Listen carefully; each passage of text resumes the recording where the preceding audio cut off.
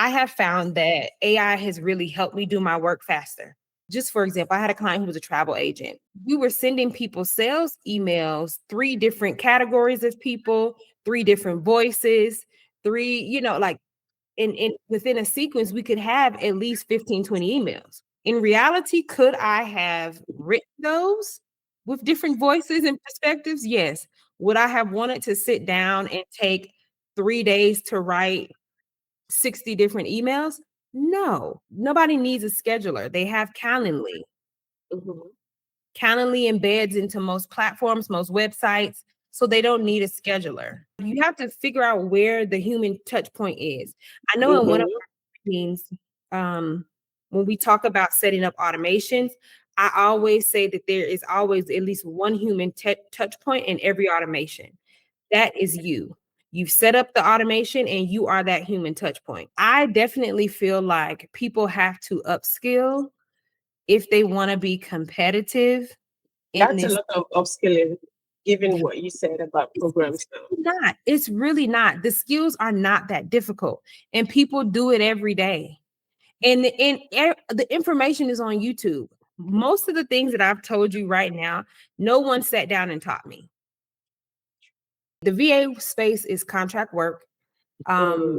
People stay between 3 to 6 months. That's usually the lifespan. If you can get someone to stay a year, you've done the Wow. thing. AI has always been here. People have had chatbots take over from customer care reps, and in some way, shape, or form, there have been some form of AI. But with ChatGPT making it more explosive, virtual assistant roles were kind of like projected to be one of the most vulnerable roles.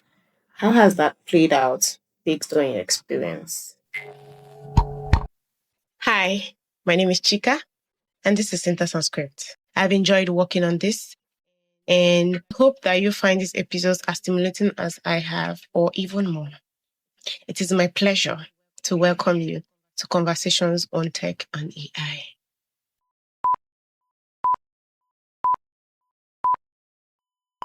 Thank you very much for joining the show today. My guest is Nzali. Nzali is a seasoned entrepreneur, a global talent connector, and a digital strategist with over a decade of experience who lives and works across different parts of Africa. She has recruited top-tier talent at one of Africa's leading STEM universities and also built a virtual assistance business called SheWorks Digital Africa. Her business aims to bridge the gap between entrepreneurs and highly skilled virtual assistants across the continent. Thank you very much for joining me on the show today, Nzali. And we get to know you better in your own words. Okay. Hi, everyone. Thank you so much, Chica, for having me on your show today. So my name's Nzali. Originally, I'm coming from North Carolina in the US, but I relocated to the African continent in 2015. First through South Africa, teaching there, and then eventually moving to Ghana, and working at one of the top STEM universities there, doing recruitment, and then now in Nairobi, Kenya, hosting my virtual assistant agency. So I've kind of bounced around to 3 different regions Mm. within the African continent. One of the biggest things that I've seen while being here is that over the last 11 years is that we've have a lot of great talent Okay. and a lot of young talent, but we don't always have a lot of the access or opportunities to be and participate in the global economy the way that other countries do around the globe. So specifically Okay. this continent, we don't have all the different countries. A lot of our youth don't have those opportunities. So with my background, I used to be an educator. I worked in recruitment. It just made sense for my next step to be something that kind of bridges those two worlds, education and helping people find access to employment. Um, what else would you like to know about me? I guess I gave you a little brief about work, but what else Yeah. about? Yes. My next question was supposed to be how you got into your current role, but I think you've already answered that when you said that you moved from education to the African continent and You saw the gap in the talent, the opportunities and the assets. So your business is kind of bridging all of that. Can you throw more light on how your business is achieving that? Well, I would like to start just saying that we are, I guess, still in a startup-ish phase. But basically, what happens is I transitioned from education to being a virtual assistant myself. Okay.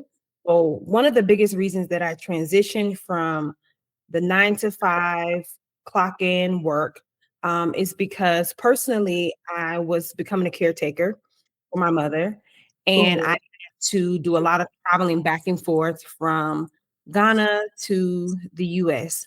And with that, I needed way more flexibility and time. I couldn't work a job where I had to be there every day from 9 to 5 or 9 to 6 or 9 to 10. You know how it can be. Yes. Yeah. So because I couldn't do that, I had to look for other options that allowed me flexibility of time, allowed me to work from anywhere that I was, and it still gave me enough money to facilitate my life, right? Like I had to buy plane tickets that wasn't cheap, which means that I no longer just make money in CDs because then I wouldn't be able to afford the flights that I needed to go back and forth, right? Um, and so because I had that experience and I started doing virtual assistant work where I basically was taking my skills that I had from the education space and transferring it to working for someone else's business. So that means I had programming experience, I had project management experience, I had sales experience through recruiting. I to work with CRMs because when you're a recruiter, like literally the school that I work for, we help build our own internal CRM. So like I knew groundwork. So I just transferred my skills.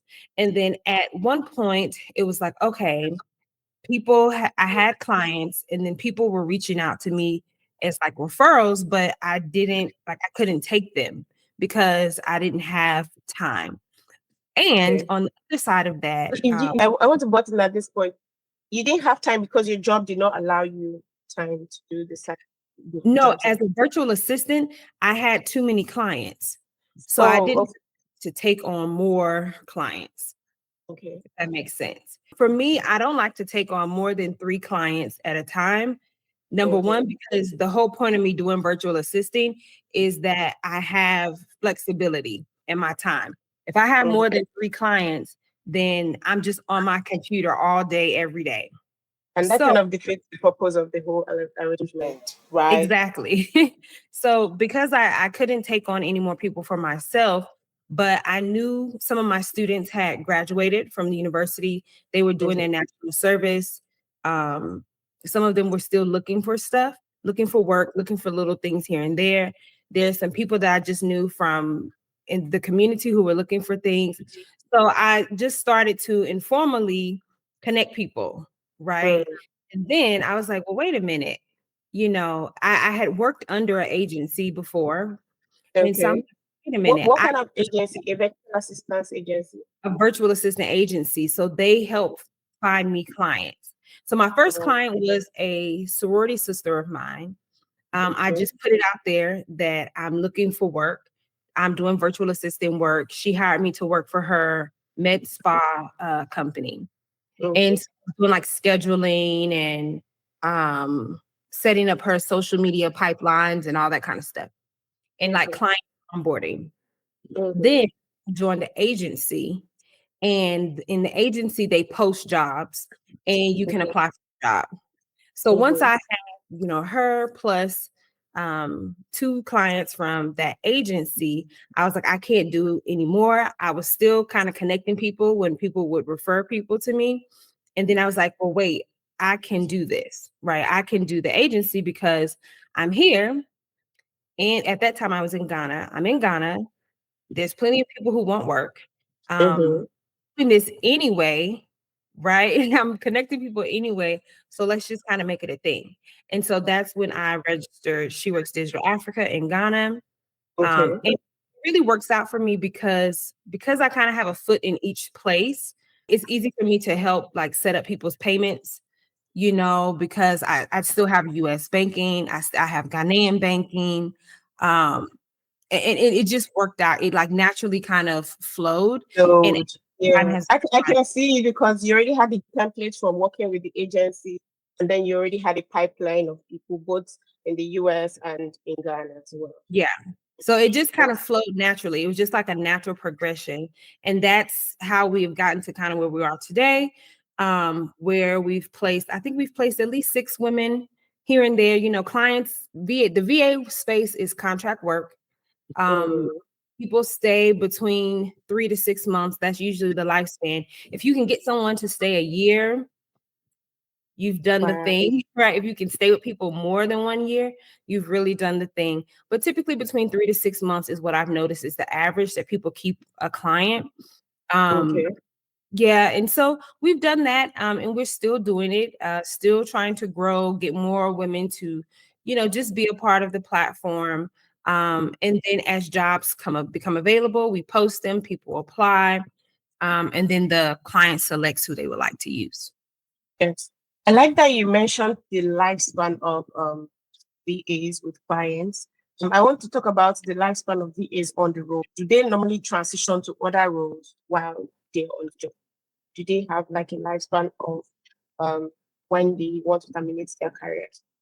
Are you asking like when they're with the client, how No. How long people last as VAs? Do they normally transition to focus on one area of their skill and then develop that into a future career? Or do they tend to stay for long as a VA?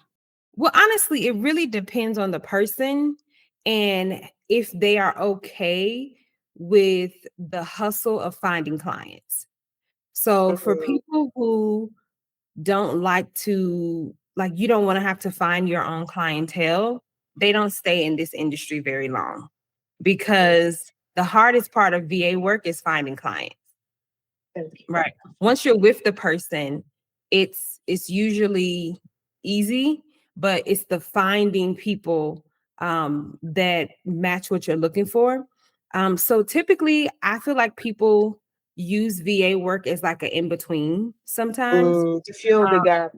yeah, to fill the gap. I personally think that it can be something that is long term. Just like you have career executive assistants, right? Yes. You can be a career virtual assistant. Um, I think people last longer also when they specialize.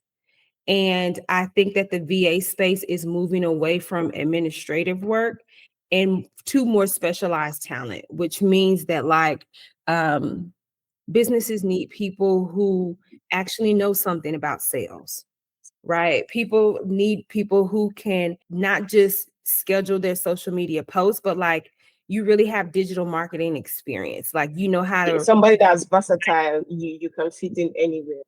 yeah. So higher skilled VAs, I think last really long in the industry. They get higher paying clients. And they're more sought after because you kind of specialize in something. Also, if you specialize in a certain industry, right? So like if you do legal virtual assisting, that's a specialized something, right? Yes. If you do real estate, if you do healthcare, um, those once you kind of specialize, then I think you can have more longevity and a longer contract length with clients. Okay. I like that we're bringing it to into the skill angle because you mentioned initially that you had a plethora of skills where you could do a lot of things. So I we should have started a conversation with who is EVA and what does EVA offer from the angle of skills and their work schedule. So a virtual assistant is a remote worker Okay. for an organization, and they literally can help with anything, right? Okay. Most people traditionally have known virtual assistants to help with admin work, which looks like scheduling, calendar management, inbox flow, things like that. Okay. My agency, we have shifted into operations focus. So that means that we're not just Usually you're not really even just working with the CEO alone. You may work with some other team members that they have. And it's more about back end stuff. So that looks like managing the client relationship management tool. So making sure that every person who comes across the business are put into your CRM, they're put into an email sequence, they're getting follow-ups in a timely manner. It can look like client relationship management, making sure that you have set up an onboarding process for clients. And a lot of it also does come with automation, right? So our VAs, we want them to know how to use automation to support a business. And so that's what our agency has moved into that direction. It also could look like, especially people who are in the creative space, for the social media management, it can look like, of course, the scheduling, creating the content. It can look like Do analyzing. VAs create content, or they just essentially They can. they create? Oh, okay.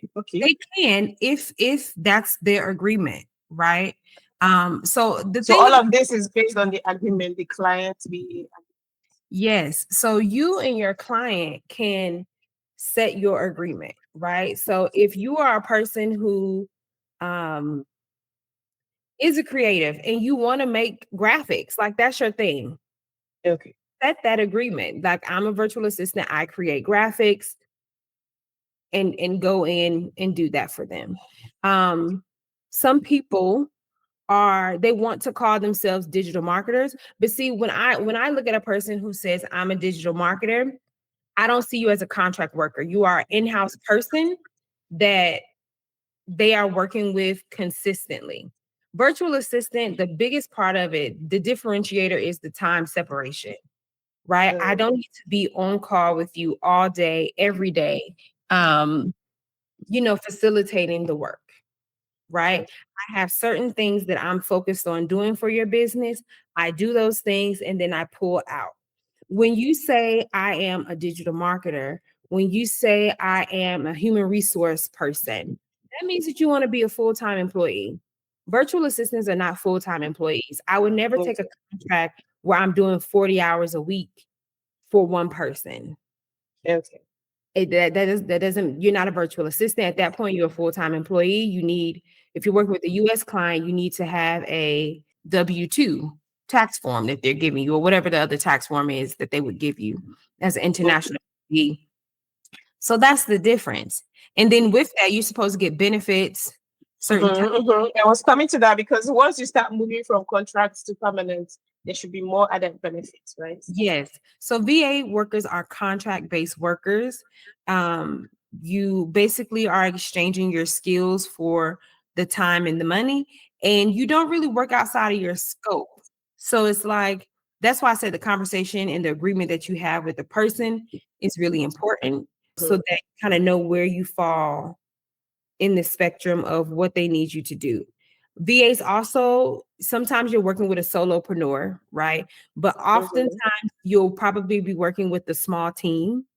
I've had clients where I didn't even talk to the CEO. My direct person that I was communicating with was the person who was over the programming team, right? Because that's where I was helping facilitate. I've also had a client where I only talked to the development person. That's the person responsible for fundraising. It was for a nonprofit. Because I was only there to help with the writing and editing of grants, which is something that I had done, in my education space.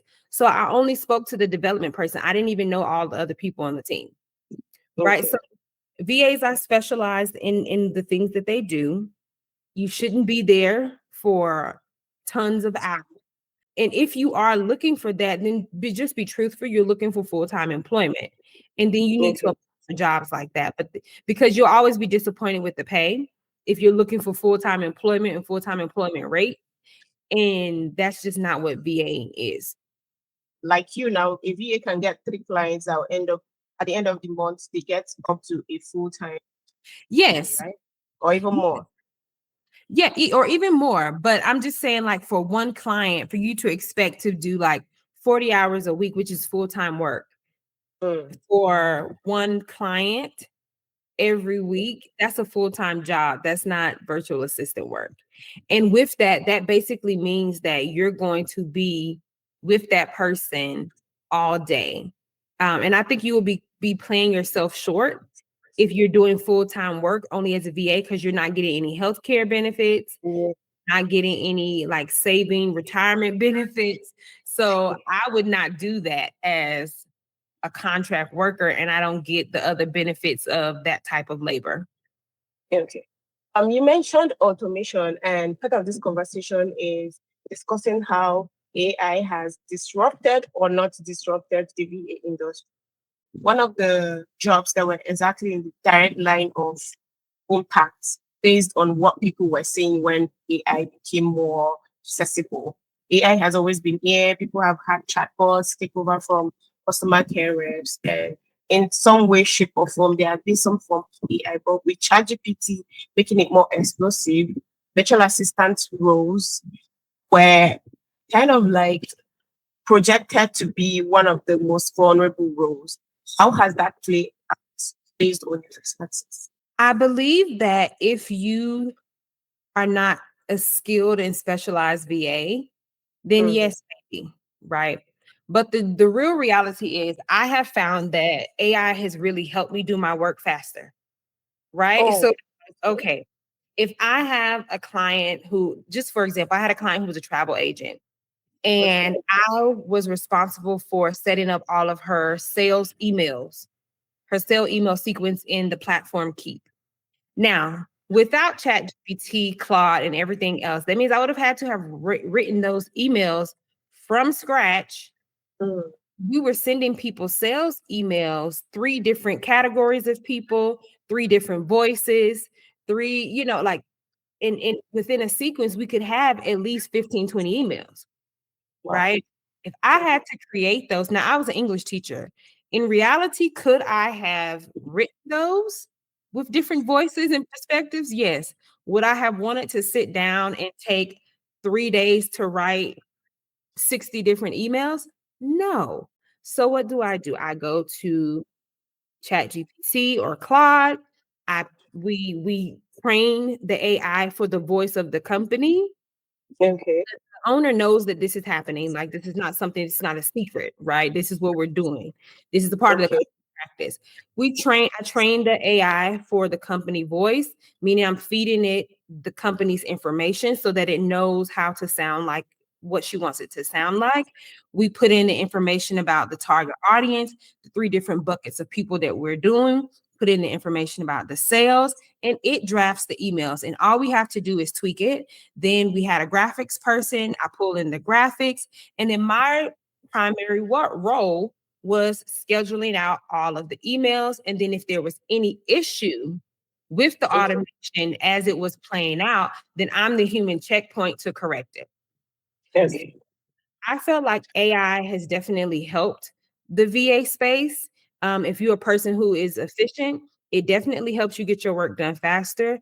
And it also, AI is good, but you always need a human checkpoint. You're working in a business where it's people heavy. People want to talk to people, right? So yes, I got the email about the trip, but I need to talk to somebody to see if I can if there are vegan options at the resort. Who are they going to call? They're going to call me, right? Or the emails were supposed to go out at 6:30, and there was a glitch in the system. Who's going to go in and fix it? That would be me. So that And that means there has to be a human in the loop at the end of the day, right? yeah. So I encourage people to, if you're a VA, learn the tools, right? So you don't have to learn all of them, but you need the basics. So learn one of the complicated CRMs, master it. Because once you learn that one, you'll be able to use all the other CRM tools. Learn a project management tool, right? I like Monday.com, but people use all of them. ClickUp, it's a whole list of them. Learn one, then you're able to use it. And the thing is, a lot of business owners don't know how to use those tools. They go to these business conferences, the people tell them to automize, they have no idea how to set it up. So if you come as an operations VA and you know how to set up those processes for them and make things run smoothly, make it so where they can look at their data really quickly, which is one of the reasons I like the tool Go High Level, because you can look at all of the pieces, how much money came in. You can look at who responded to emails, how many clicks you got. You can look at your social media, what was the engagement. You could, I mean, there's so much you can do in that with that tool that embeds AI.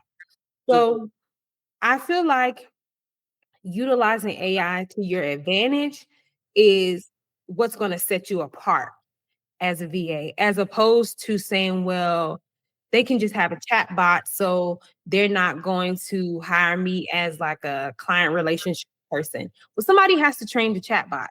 Like those are things people don't know.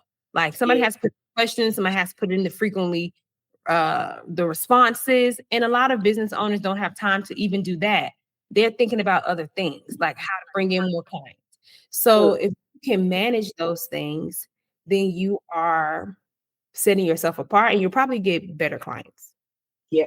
When you were mentioning that AI has helped to do your work faster, I was just thinking of, because with what you've explained, I would imagine that you're paid per hour. You're paid based on number of hours you're able to take to execute your tasks. So if AI is helping you shorten the length of hours that you work, how are you able to recoup that money? Do you have to charge higher now? And when you charge higher, how has it affected your relationship with clients? So it's two ways that you can charge people.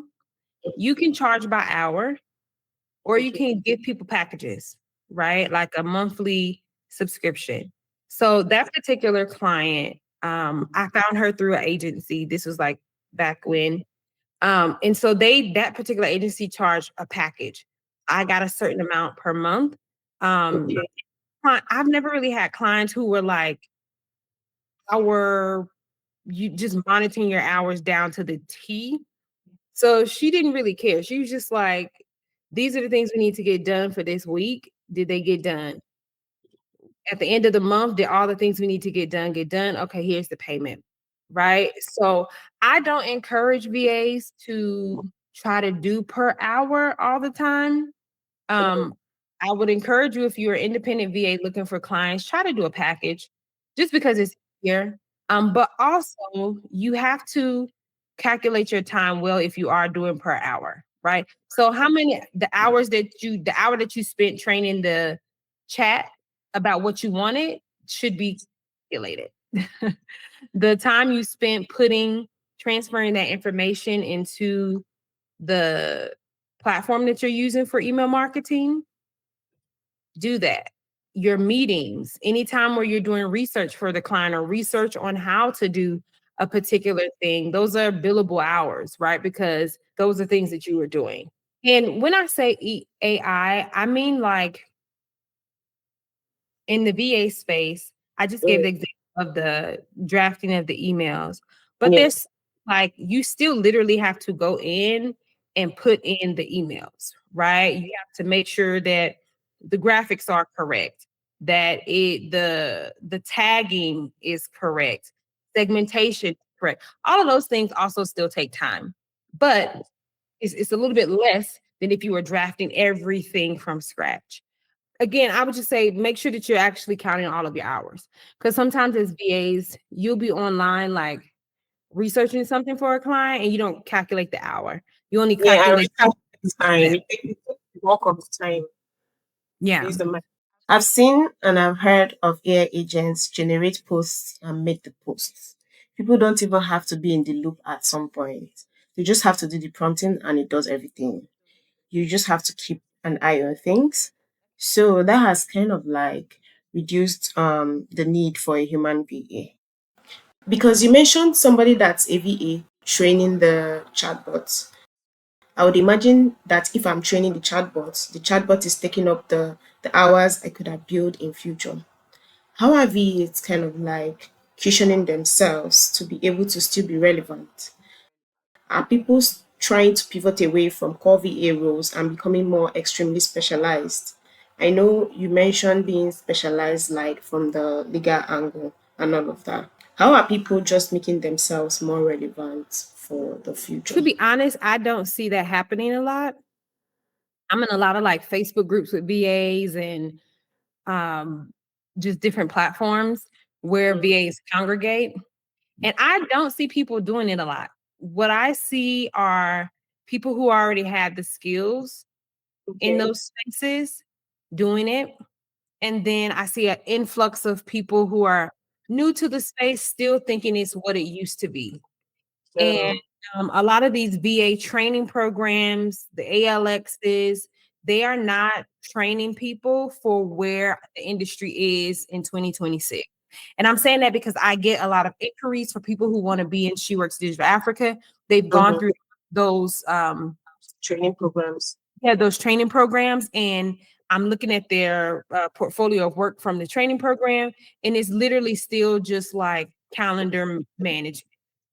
And I'm like, that's not where people are going. So that's why, um, you know, in SheWorks Digital Africa, I'll do like tech stack days where I'll teach people how to use certain tools that are commonly used in the industry, how to set up email marketing campaigns, how to do those type of things, because that's what people need, and that's not what's being given in the training programs. That's just the truth. And then for a lot of the tools that people use now, if you do want those training, you're paying those companies to train you. So like Keep trains people on how to use Keep. Go High Level has plenty of trainings on how to utilize High Level, but you'll pay for those, right? So I don't think that people are doing it enough. What I do see are people who maybe they already were doing this company, right? They've transitioned into VA work and now they're just offering it privately. I would encourage young virtual assistants who are coming in new to the space, train yourself. Go on YouTube, if you say I want to be a healthcare, let's just say a legal virtual assistant, go and learn Lawmatics, right? Go and learn the CRM for Lawmatics. There's a CRM for Lawmatics. Yeah, there's CRMs for just legal professionals. I know that because I had a client that was a lawyer. And what the reason that we worked well together was because I knew how to use CRMs. So it wasn't a big transition to learning how to use her Lawmatics program because I knew the foundations of a CRM. So now it was just more so learning the legal jargon and the processes that they follow. But learn like just some of those basic skills, learn how to use project management tools, learn how to use a CRM, learn how to set up automations within a system, like learn those basic things. They're not basic, but they're basic for this space and what people need. Okay, you mean what was considered basic like 5 years ago, 2 years ago is no longer basic anymore? No, The level of requirement has gone because up. AI can do some of those things, right? So it's like scheduling. You want to be a scheduler. Nobody needs a scheduler. They have Calendly. Calendly embeds into most platforms, most websites, so they don't need a scheduler. Maybe they need someone who can do screening calls, right? Meaning like qualifier calls. Or they need someone who can set up the AI to do the qualifying, and then they follow back up with the introductory call. So like you have to figure out where the human touch point is. I know in one of our meetings, when we talk about setting up automations, I always say that there is always at least one human touch point in every automation. That is you. You've set up the automation and you are that human touch point. So if let's just say I'm setting up an onboarding workflow. Okay, the person comes to the website, they fill in the form, it qualifies them, or the human touch point is I go in and qualify if this person is a client that is worth my client talking to. That's my human touch point. I review the form, see if they're qualified. If yes, I transfer them over, send them the email, or I tag them in the system, to schedule a call. And then the rest of that is automized. They get the link in their email, they schedule the call, it goes on my client's calendar. Maybe one more human touch point is I send my client a briefing before they meet with the person, and then they conduct the call. That's a workflow. Most of that workflow happens automatically on the online. But the human touch point is I qualify the person, I send my client a briefing before her meeting or his meeting. But again, that client is going to want someone to set up that workflow, set up that automation, monitor it, and do those things. So that's where you would come in as the VA. But I definitely feel like people have to upskill if they want to be competitive. That's a lot of upskilling, given what you said about programs now. It's really not. The skills are not that difficult, and people do it every day. And the information is on YouTube. Most of the things that I've told you right now, no one sat down and taught me. Nobody sat down and taught me. I saw someone use it, right? Because also when you're a VA, you need to learn how to learn from your clients. So I had a client that was an education consultant, and shout out to her. She's now on the USA Today bestsellers list. I need to check if she made New York Times bestsellers list. She just came out with her first book. But nonetheless, I would watch her do webinars. And I will watch her because I worked on a different team. I worked on the client side, which was making sure that for her course, the clients got their homework emails, their materials, their updates for when the next session would be. That's the side that I worked on. But because I'm an inquisitive person, I would join her webinars and watch how she ran her webinars, right? So I watched how every time she had a certain keyword, someone from the team would drop a certain link in the chat. I watched how when people would ask certain questions, people would pull them and privately message them other things. I watched how her sales emails would go out for the webinar, pre-post, pre, during, and post. So I would do all of those things. I would watch all of that. And so when I went to another client and they said, "Oh, I want to do webinars," I said, "Oh, okay, I can help you with that." Yeah, I can help you with that. I've seen someone do it like this. I've seen her use a platform like this. I've seen how, so when you're working with people, you need to be constantly learning, definitely. The learning never ends. And when you see someone doing something well, nothing stops you from going and researching how to do it. So it's like, okay, with the travel agent, I knew the basics of how to set up emails, right? But there were the things like tagging and segmenting I didn't know about. She was like, "Oh no, this is how I do it for my business." I said, "Okay, perfect." And I just mastered that. And now I use it with other clients who need that same thing. And you just have to constantly be learning and evolving. That's the hustle of contract work. VA work is not regular standard work where somebody has given you your job description and you do the same thing every day, all day. That's not this work, right? You always want to be learning something new. I'm always trying to figure out how to make my work easier. Sure. So if I can make my work easier, then I'm going to figure out how to do that. And the goal is, for me, I'll just say for my personal clients, the goal is everybody wants to make money. Definitely. And if they can't make money with me being on their team, like I'm not adding to that, then they can't pay me. So if that means that I have to learn another skill really quickly to help this person in their business so that they can make the revenue that they need to pay me, I don't consider that a lot of work because I want to be paid.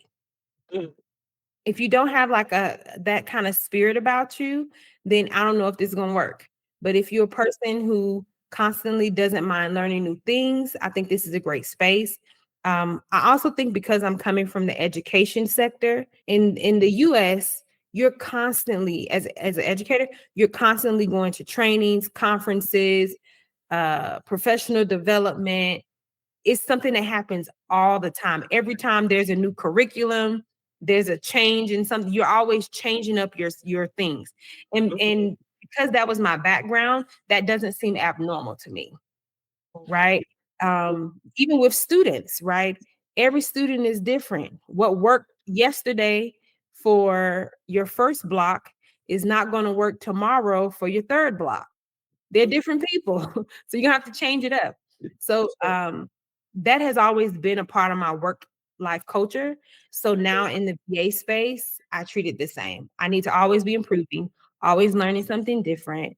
And I get to choose. Once I've learned it, if I don't like using it and I don't want to work in that type of whatever, I don't have to do it. I can just choose not to do science like that.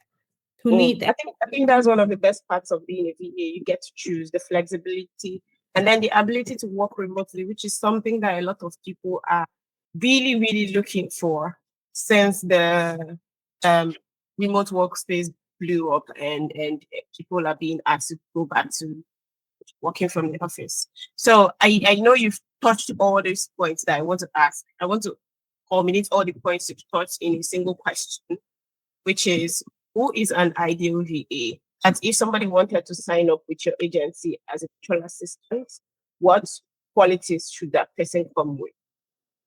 The first one is what we just talked about, which is like a continuous learner. Somebody who takes the initiative to learn new things on their own. They're not waiting for someone to tell them, to prompt them. They need to take their own agency and find it, find the information on their own, find the solutions. The reason that I say that is because usually when people are hiring virtual assistants, they're already in a stressful space in their business, right? Either they don't have the money to have a full team, right? So they're trying to fill some holes with certain VAs for whatever the reason. Or they're in a space where they're scaling and the demand from their customers is high than what they're used to outputting. So they need to bring in some more people, kind of to meet that demand.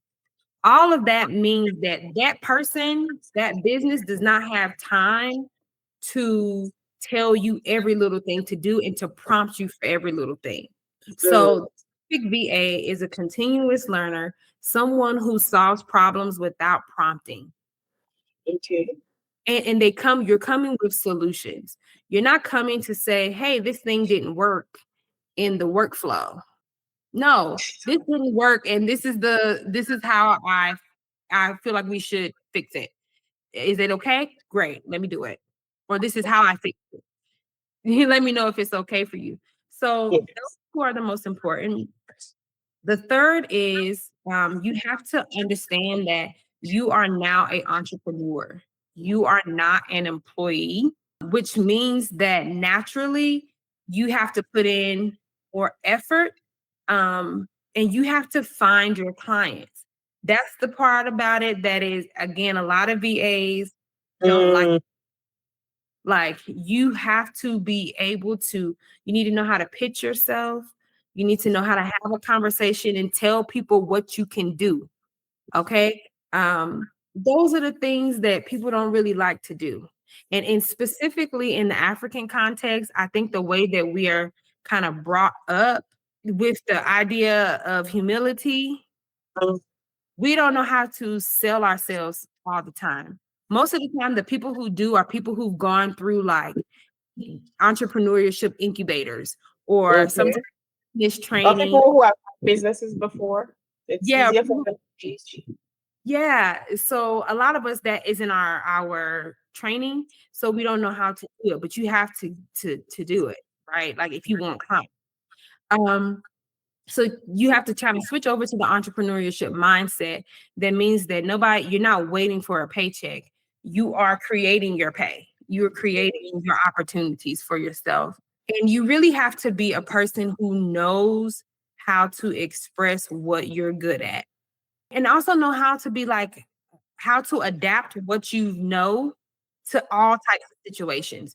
So I've had a lot of people come to me and they're like, oh, I want to do VA work. I look at their CV, I talk to them, and I'm like, kind of tell me what you do and how this can apply to different situations. And they can't tell me. They only want to say, oh, I've done it here. And I'm like, yeah, but in the VA space, you could work for any company. So how does that particular skill go with any company who needs it? How to learn how to do that. And so, and with our agency, like I said, agencies will post when jobs are available, but that doesn't mean that jobs are always coming through the agency, right?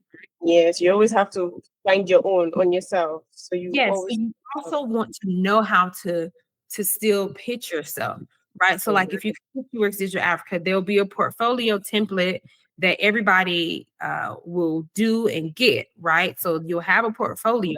There's a CV template that you have for yourself. Nothing stops you from taking your CV template and your portfolio template and still applying for other jobs. That's just our way to have like an in-house something. If we need to say, oh, okay, I have 3 women that you can look at for this, I can just pull what's on file for me, give it to the person so they can quickly hire. But nothing stops you from taking your CV template, your portfolio, and pitching yourself. And I encourage you to do that. That's a part of the reason we do the tech stack session. So it's like you don't have a client right now, potentially, but you know how to use these tools. Go on Facebook, find somebody who needs somebody who knows how to use this tool, and send them your stuff, right? So with SheWorks Digital Africa, if you are interested, you just go on our website, www.sheworksdigitalafrica.com. There's a space that says become a VA. You fill in that form. We do use automation. So once you fill in that form, it's going to send you an email that basically says, thank you, join our platform. You click on the link to join the platform. It'll ask you like 2 or 3 questions. That will come to me. That's the human touch point.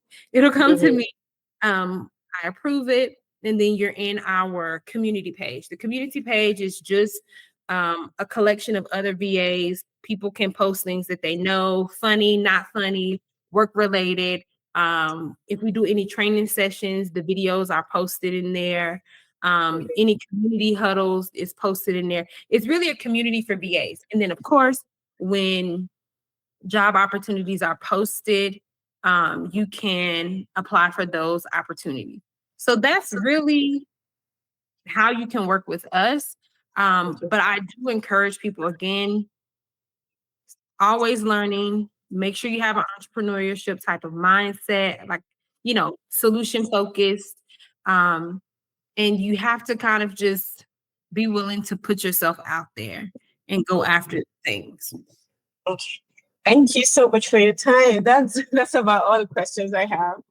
Unless you have any other remarks to add.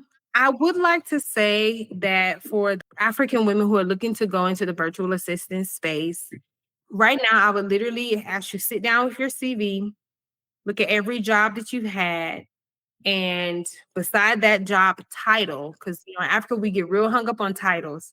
Beside that title, list the skills that it took you to facilitate that role. When you identify your list of skills, pick your top 3 that you want to specialize in. Go and find an AI tool that matches that skill. Train yourself on it. YouTube University, okay? Train yourself on it. Revamp your CV as a VA and use that as your pitching. When you make your portfolio, highlight those skills in the AI tool that's attached to it. Have a visual representation of you utilizing that tool, and then start pitching yourself to people. African women, my clientele base usually comes from the US.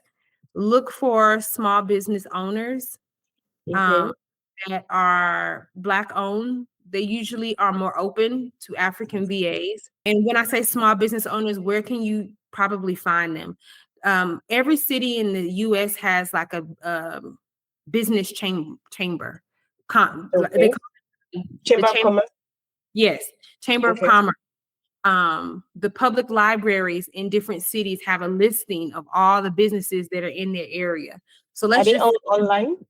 Yeah, it's online. So let's just say you go to let's say Atlanta. A lot of people know that city.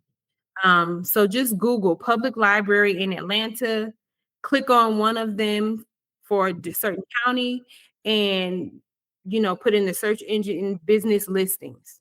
They're gonna pull them up, right? Pick the ones that you feel like, okay, yeah, this is a good match. So I'm just saying, like, you want to get very targeted in who you're trying to find. Because I will be honest, in the African VA space, a lot of people have biases against pulling talent from Africa, right? Is there a reason why? They will say accents they don't understand, but they then hire people from India and the Philippines. It's wild. But they'll say accents, they'll say, will they understand the selling culture, in that space? And then there's just the concept of like people don't know how much good talent we have in Africa. And I will say for the US side, the US has been using Indian talent for a very long time, and they're like tech people. So when people are looking for tech talent and they're doing remote workers, 9 times out of 10 they're gonna lean into finding an Indian person because that's what they know. Whereas there's many software engineers on the African continent and product managers and coders and all that stuff, they just don't know. So you want to go to where people are going to be a little bit more open, right? So I would say try to find some of those small businesses, find some Black-owned businesses to give you your start. Once you get your start, then they'll start to recommend you. I would also say look at business networks, right? So like if you are and pick a city. You can't do the whole US, right? Pick a city, okay? I'm going to look up small business networks in Atlanta. Reach out to them. Let them know what services you offer. Try to join their groups because some of them do virtual meetups. Join those groups. I will say that I've had some good experiences. One of my clients recommended me to a business networking group that meets virtually. Right. Wow. And so with that, just her inviting me as her guest to go to that, I was able to pull one client for the agency. And lucky enough, I was just telling, and you tell the people where you're from. Right. I said, oh, I have a African virtual assistant agency. We recruit out of Ghana, Nigeria, Kenya, and South Africa. And one of the ladies there was like, oh, I have an NGO in Ghana. So I would love to have a VA from Ghana. I said, oh, perfect. Or I just had a meeting with someone named Alma. She's Ghanaian and Nigerian. She has a nonprofit for girls in Atlanta. She, I'm hoping that I can get her in with the VA. But again, she's Ghanaian, she's Nigerian, but she lives in the States. She wants an African virtual assistant. She don't want from the Philippines, but you got to go find those people. So like look at the groups, start Googling because this is really what about LinkedIn? What's the success rate for LinkedIn? So for me, LinkedIn is really based on your network. So if you don't have a network of people on your LinkedIn that can actually pay you, or connect you to someone who can pay you, is quite difficult. And when you see the postings on LinkedIn for jobs, you're competing with everyone on LinkedIn who has seen that job. In my experience with VA, the best clients come as referrals. The best clients come from a smaller network of people that have referred you, not it was posted online and I applied. Now you can get some like that, but once you get a person like that, you need to be the best virtual assistant they have ever seen in their life so they can start referring to other businesses. Because so like my travel agent client, She's the one who recommended me to go to a business conference that brought me other clients for the agency. Really, like all the clients post that conference came from that pipeline. But it was my client who told me, oh, you really need to go. I know that you have your agency now. You really need to go to this conference because there are going to be other business owners like me at the conference. And I was like, oh, okay. It's okay to apply to the big platforms, the Indeed, the LinkedIn. I just haven't found that they give you the best return on investment. Yes, I agree. I agree. Based on my own experiences too, referrals are just the best because on those platforms you're competing with everybody, and you just have to be the best of the best. Yeah, and sometimes you can even be the best of the best, and you just got unlucky. Maybe an AI agent that's in charge of looking through CVs. If it's 500 applicants, Mm-hmm. it's just that's a crazy number. Like the numbers don't match. So that's why if you could get into smaller networks of business owners or people who talk about business, you're more likely to find a good client. So that's why I'm saying, you know, if it's cold outreach, if it's Facebook groups where you, because I found clients in Facebook groups where you, and it was like a Facebook group for virtual assistants, right? So the woman was, she actually had an agency.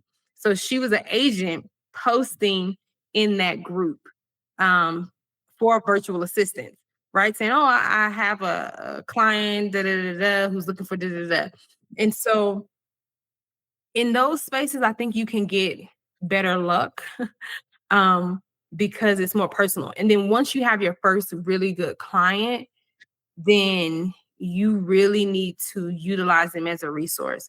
It's nothing for you to let them know that you are open for more work. And some of them, like I have had clients who just recommend me, right? Once I told them that I had an agency and I wasn't just me as because they don't want to lose you as the VA. So yes, I would imagine that because what if usually they have more work for you? That means they're not competing with your other clients. yeah. So sometimes it'll just be like, oh, some of them are okay, because some of them are like, I can only afford you for 30 hours anyway. Right. Mm-hmm. But also if you just put it out there, like, yeah, I'm taking more clients, or I have other VA friends who are good, who can do they will recommend you. Or even when you finish with that person, because you can also do contract-based short-term agreements with people. So where maybe you're for 3 months, but nothing them from referring you to someone else. I've even had clients call me back. So there was a client that I got through an agency. She didn't continue with that agency. And then maybe like a year and a half after, she was like, oh, I'm going to be out for, or her main in-house full-time employee who was like her assistant, she was going to be out for her wedding. So she was like, oh, can you come in for this month and cover this? And I was like, oh yeah, cool. A month worth of work. I know your business already. No problem. So people will call you back. Or even sometimes if they can't work with you, maybe they just need a full-time employee. Right now, their business has grown to that point. They will still refer you. That has happened to me as well, where someone has referred a person to us because when I work with them, their funding got cut. It was a nonprofit. Their funding got cut. And then also they wanted a full-time employee. Like they needed someone in the office. I couldn't do that. I lived in Ghana. So, but she referred me another person, So again, pick a city in the States or UK or Canada, wherever you want to work, what time zone you want to work with. Pick a city, start looking up their Chamber of Commerce. See if you can find the listing of businesses in their Chamber of Commerce. Look up small business networking groups in that city. If any of them have any virtual meetings, see if you can join. Look up Toastmasters. If they have a virtual Toastmasters for that city, if you can join. Any space where you can meet business owners virtually, go to those services, and then, you can pitch your services. Also, one more tip before we go. When you approach a company, you need to know something about that company. So what I do is, they'll give you their company name. I'll go through their website and click on all the buttons and tools, right? Just to make sure they're working. Yeah, to see how long it's going to take you to reach back out to me. If I come to your website and say I want to get in contact with you, and it takes you 7 days for someone to get back out to me, that's a problem in your pipeline. Yes. When I reach out to you, I'll say, hey, I know that, it takes a week for you to respond back to inquiries. I can help you improve that time by da-da-da-da. Or I noticed on your social media that all of your postings don't have any type of call to action for people to reach out to you. There's no link to your link tree. There's no way for people to follow up with you. That may be something that you would look for a virtual assistant to do for you. Or I tried to buy this product and I never got a receipt. Or, whatever it is. Yeah, you spot the problem and then you prefer the solution. Yeah. So then if you see where people have maybe some pitfalls, then it's a more, it's not just a general message, but it's a more personalized message that may get you a better response than just a blanket application. Sure. Yeah. Thank you so much for that tip and all the tips that you dropped in this call. I definitely got more than what I originally planned. And thank you for your time. All righty. Well, you have a good one. And thank you again for inviting me.